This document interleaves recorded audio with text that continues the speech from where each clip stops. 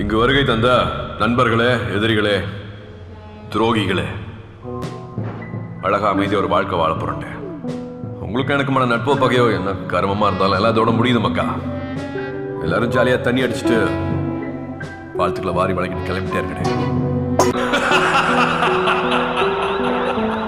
எவனாயிருந்தால் என்ன, யமனாயிருந்தால் என்ன, சிவனாயிருந்தாலும் உனக்கு சமமாய் அமைவேன்.